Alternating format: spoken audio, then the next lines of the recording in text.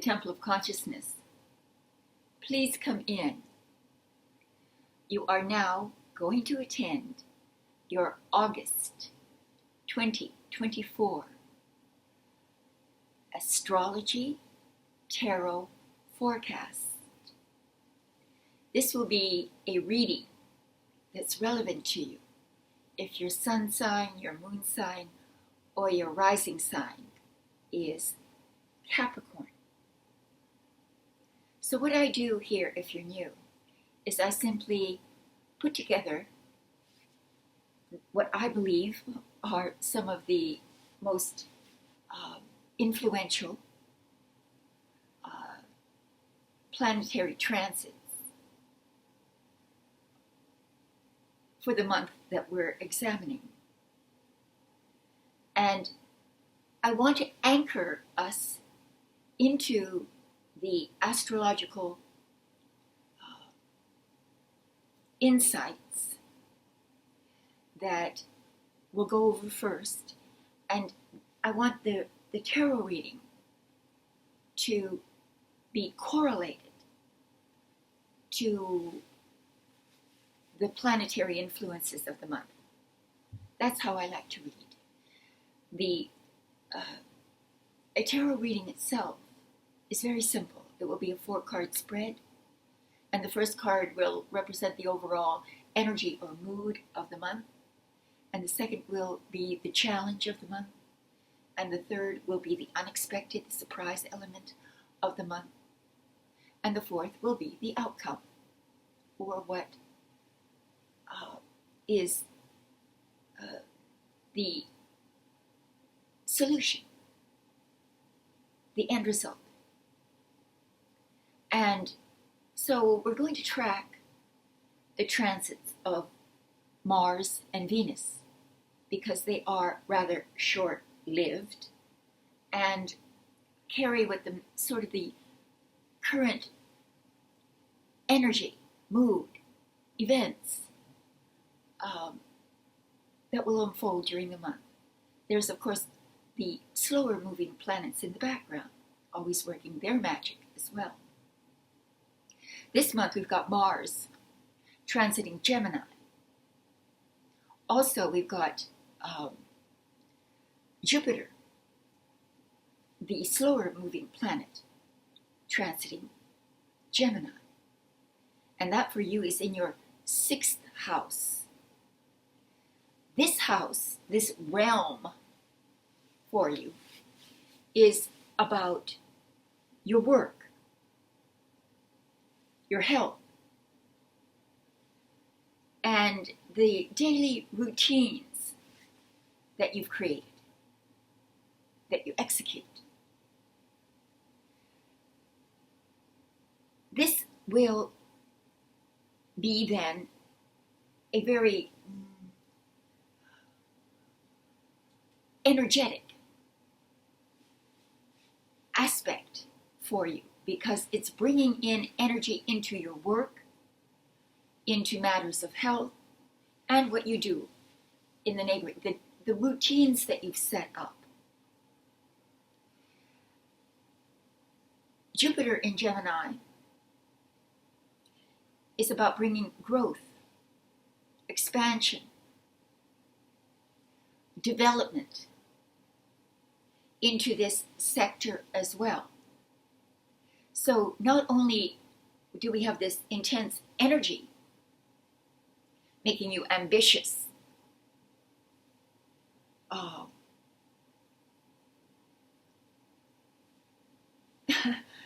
improving your work ethic,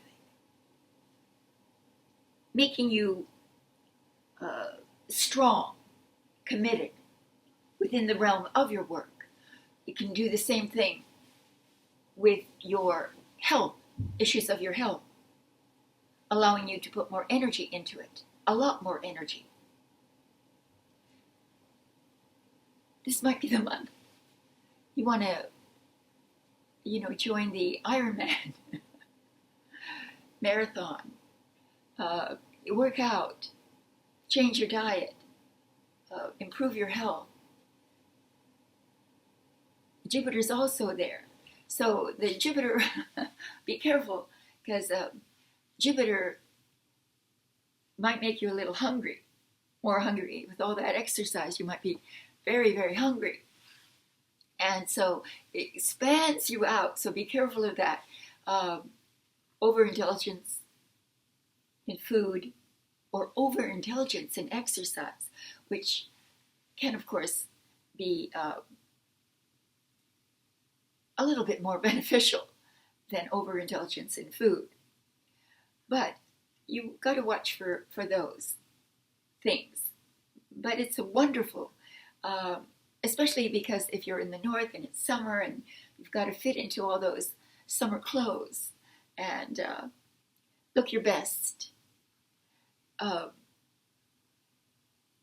This also might give you a lot of drive and ambition in work. And in those, I'm a creature of habit myself. And so you become more habitual also in your daily routine, almost obsessive. This is the energetic influence of Mars and Jupiter in Gemini in your 6th. We have also, I think of the 3rd and the 4th, Virgo. That is, Venus goes into Virgo, joined by the Sun and Mercury. So Virgo, for you, transits your 9th house, the house of higher learning, philosophy, spiritual exploration, long distance travel, the expansion of your cultural knowledge. So this is very different. It's very different from the Mars in the 6th, which is more about the mundane, about the actual, about what is your health as it is and the improvement of your health as it is, your daily routine as it is and the improvement on that routine, and the work as it is, but more commitment, more drive, more ambition in your work. And here we have almost a metaphysical, from the physical to the metaphysical. Even if you're not a metaphysical, I mean, Capricorns, though they are some of the most practical and grounded, materially successful of the signs, nonetheless, they also have a very deep spiritual core behind that particular mask. So you feel very much at home here. Capricorns are very, very profound, serious. They take things seriously. They take their work seriously. They take their health seriously, their family seriously. And yet they produce some of the greatest comedians in the world. I guess it's because of this inner ultimate seriousness that they have to release through comedy. So you make great entertainers. And Venus in Virgo, there's something beautiful, aesthetic, uplifting, where you want to expand your world, be that your intellectual world or your physical world, your spiritual world. So this is a great time for study, for delving into deeper subjects, deeper issues.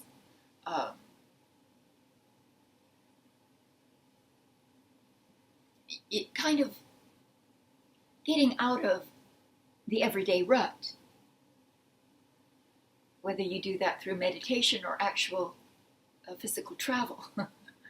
It's up to you, of course, but This is an absolutely beautiful juxtaposition of aspects for the month for you. And I'd say if you started a relationship this month, it would promise to be very profound, a deep relationship with a lot of conversation, Mercury in Virgo, Venus in Virgo, Sun in Virgo, one with a great deal of potential for bonding on spiritual levels. So that would be very good. All right. That said, that will be our forecast that we use as an anchor, a informational anchor for the reading that's to follow. All right, Capricorn, I would like you now, if you would, to listen very intently to the sound of healing.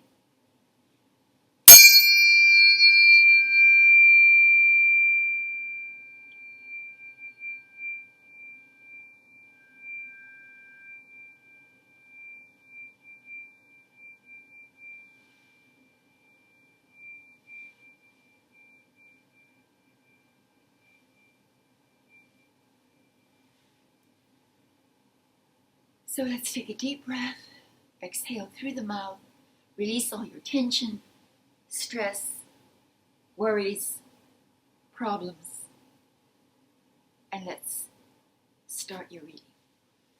So let's pick up these cards. These are the Weight Rider deck. It's a classic deck. There are many that are beautiful, and I've used many, but it's the old, reliable deck that gives us the most insightful symbols, very much like dream symbols. So give me a moment to put some disorder into the cards, some randomness, while I thank you for your viewership. Thank you for coming.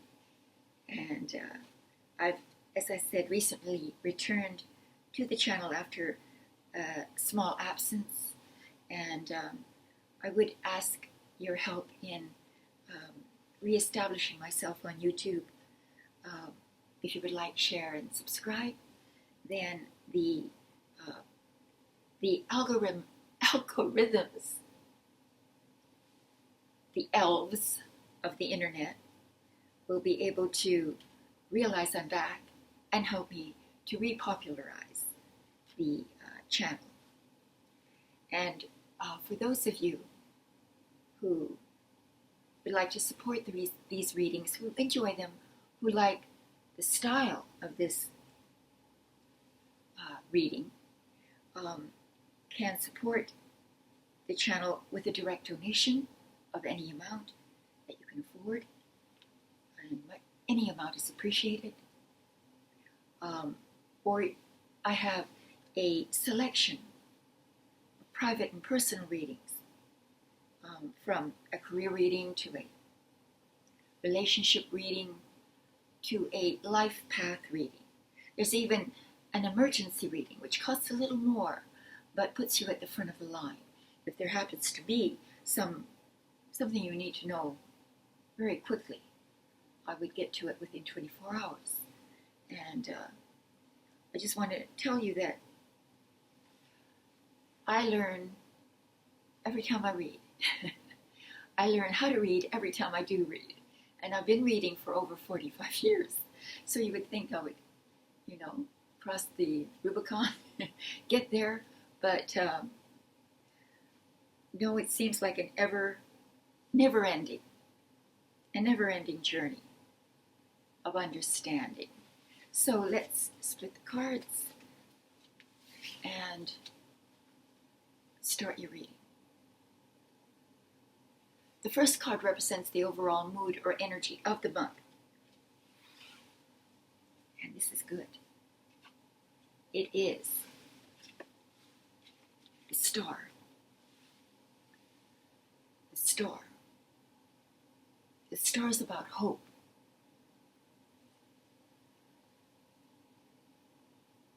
It's about the boundless possibilities that are contained within the universe.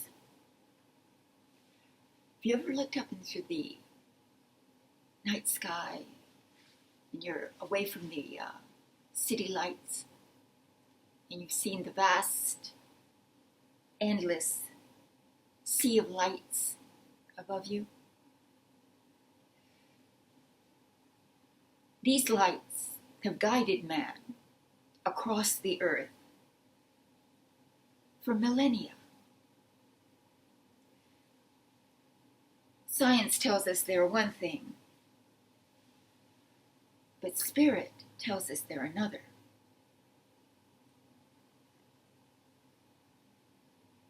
It is our deeper understanding about the stars that they are angels, conscious angels, and they have been directed by God to follow patterns, and these patterns can be interpreted by us. So this is the profound meaning of the card. Higher learning. This is the correlation.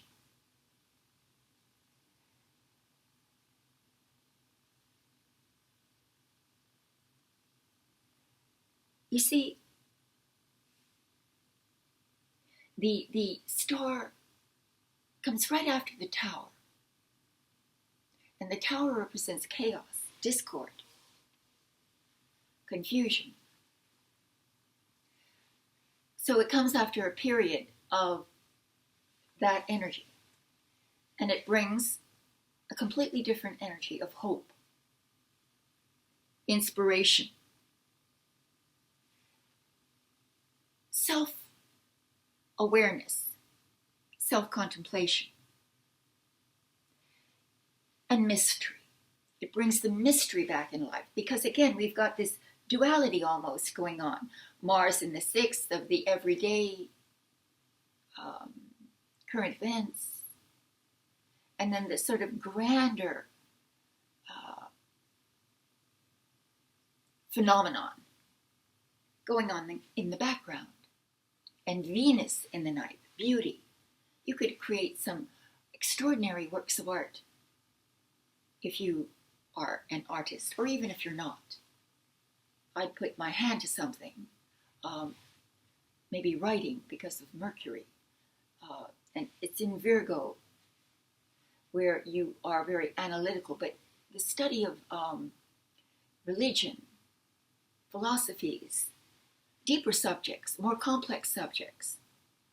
And with Gemini in the 6th in your work, it could also be about technology, more complex technologies that take you out of the mundane, as YouTube does, as the internet does. It sort of has a magical quality to it. Certainly those living 500 years ago would consider what we're doing right here to be magic. So it's about this infusion of magic into your life of the mundane. This is the overall energy or mood of the month. And let's see what's in the position of your challenge. The Ace of Cups. In your challenge position. Well, this is the embodiment of love. Very much a Venetian energy, Venus energy. And so again correlates to the 9th house of Venus in the 9th. Because this is about love, emotional healing, compassion. And it seems that the key to solving your problems is by becoming more loving, more compassionate, and allowing emotional healing to take place if the tower, which preceded the star, is any indication of what has occurred previously, in previous months, years, that caused the discord. Now is the healing. Now is the ability, the challenge is to build self-love by loving yourself. I met someone today who was a psychiatrist, not for myself, but just a gentleman I met, and I asked him what kind of psychiatry he practiced. He said primal. Primal being that to do with the id, that deepest part of our psyche, is sort of the darker place that we press our childhood traumas down into so that we don't have to confront them. This is about the confrontation of those kinds of things. So to clear your spirit and to infuse to fill the vacuum that is created when you take out the trauma, the fear, the anxiety. You fill it with love. You replace that vacuum. You pour love in to that space, that psychological opening that you create. This is your task. And I would not assign this task to a lesser sign than you. Capricorn. All right, here we have the mundane back again, unexpected. Maybe you're unexpectedly distracted again by the work environment. Here we have a farmer. He's the 7 is about how much energy you've put into the material reality, into your work. 7 is a big number, so you've put a lot of energy, you've made a lot of effort, and that effort is bearing fruit, has borne fruit. But you have to remain patient, because the harvest isn't in yet. But you are examining where you are financially, where you are within your work, what you've created, what you've produced, the state of it. This is a meditation. You're examining the energy that you've put in, very much Mars in the 6th.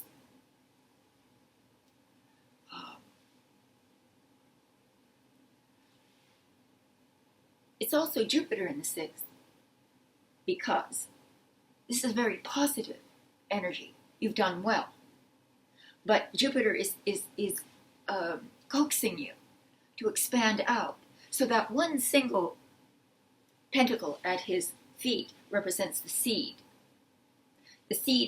that comes from what you've created already, in order to further expand out your material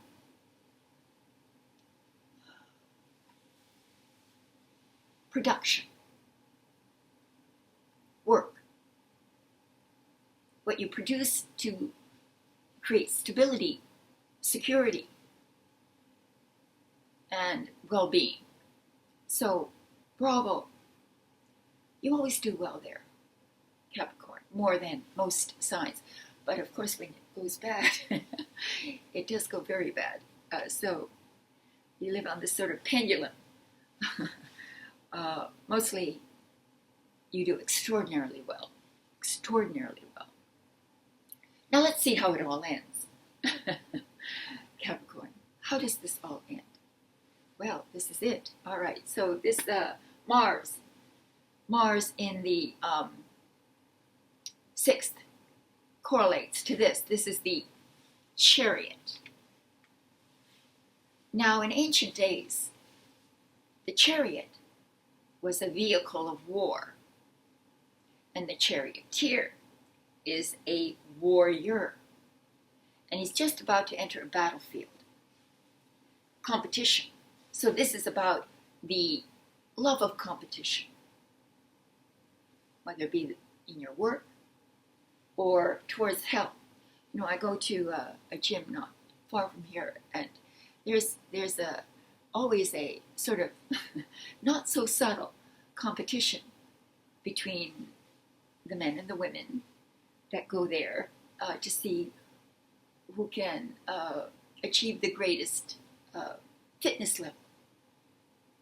So there's something about this that reminds me of this kind of competitiveness, where you get this drive to, you know, achieve your goal. Again, within the realm of health or your work, or to create a daily routine that will provide you the kind of energy you need to be productive, to develop, to get better in those regards. And the Chariot, though, I'll tell you, is also a very spiritual card, even though it's about the battle to succeed, the battle to win, the battle of life, and the joy of competition. It's also, the Chariot is not moving with all this, forecasting of action. The Chariot itself is still. So in what it's saying symbolically is that just before competition, those who are going to do the best, to win, to succeed, to triumph, to get there, are those who meditate, who stay still, who plan, and who peruse their plan psychically, sort of even physically, imaginatively. I meant imaginatively, but imagining you physically playing out the track, be this a literal track like you would in a physical competition like a marathon, or if you're a race car driver, mentally going through the laps and anticipating every move. So this is the implications of it, of the Chariot, as it affects your ninth house of spiritual deepening, philosophical deepening, and higher learning. So it's an interesting dichotomy, and the trading of energies between these two houses is quite magical. And so I hope that you enjoyed the reading, and thank you for whatever support you can give. Thank you for coming. Thank you for viewing and being here. If you've been here with me for the years that I've been doing this, or if you're new, I welcome you. Thank you for your support. I hope that I can help you with a private and personal reading. That would be a joy for me. Namaste. See you next month.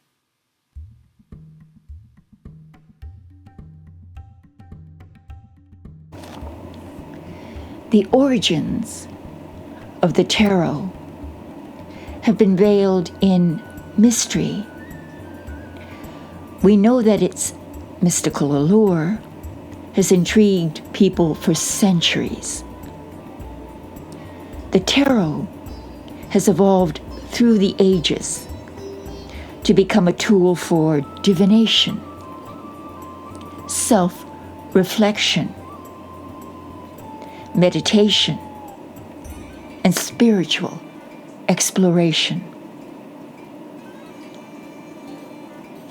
It has its origins in ancient Egyptian philosophy, but it's also been influenced by the modern rise of occultism and many various esoteric systems. All of this accumulated wisdom that it spawned and knowledge has been gracefully handed down to us. I personally have been captivated by the mysterious powers of the tarot for over 40 years. And I've found that each reading can offer profound insights, revelations, guidance. It can even be a gateway to the very depths of our soul. I've dedicated a large part of my life energy into understanding the multitude of dream symbols and images that the tarot uses to help open up our psychic mind, that portal into our own depth and soul. If you need any help in understanding yourself, your relationships, your job, your career, or your chosen life path, please don't hesitate to purchase a reading, a personal and private reading from me. I would very much enjoy helping you. Thank you. All my love and namaste.